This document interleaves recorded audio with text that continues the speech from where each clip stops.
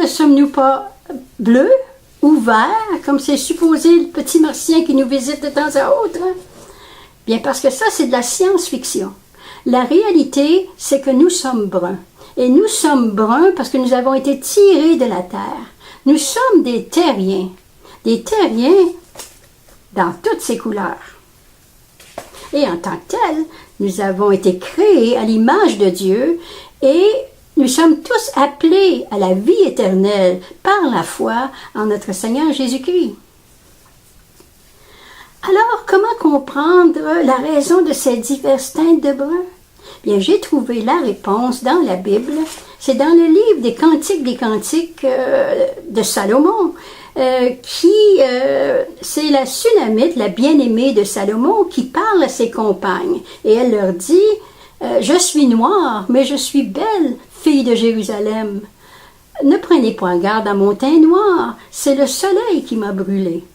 Ah, voilà la clé pour la compréhension. C'est le soleil qui est responsable de son teint noir. La réponse à la question est donc vieille de 2961. Une petite anecdote personnelle. Quand mon fils aîné était jeune, il passait tous ses étés à jouer dehors. Et un de ces étés, nous étions près d'un lac. Et il a passé toutes ses journées à se baigner dans l'eau, sortir, jouer dehors, dans l'eau.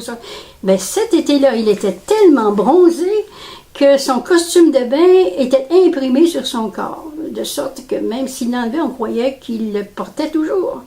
La ligne de démarcation était tellement marquée entre le pâle et le foncé. Oui, le soleil nous brûle la peau. Dans un article que j'ai trouvé sur Wikipédia, sous le titre « Noir humain », il est écrit « D'un point de vue biologique, la peau foncée est une peau dont l'épiderme comporte un fort taux de mélanine et qui permet une forte protection aux radiations UV dans les milieux fortement ensoleillés. Aujourd'hui, nous retrouvons des personnes de teint foncé et très foncé un peu partout dans le monde. Le trafic des Africains vers l'Amérique pour la culture de la canne à sucre aux Antilles et le coton et autres choses aux États-Unis est à l'origine de la migration de ces personnes de teint foncé et très foncé.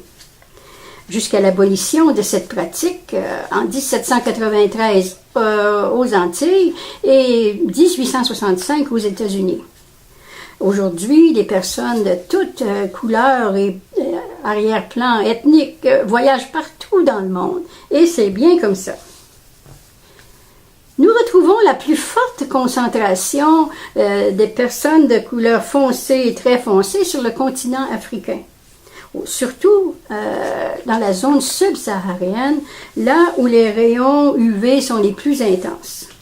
Les gens de couleur pâle, tant qu'à eux, se retrouvent dans les régions nordiques, c'est-à-dire la Scandinavie, les pays de la Suède, la Norvège et le Danemark, etc. Ils sont généralement blonds et les yeux verts ou bleus.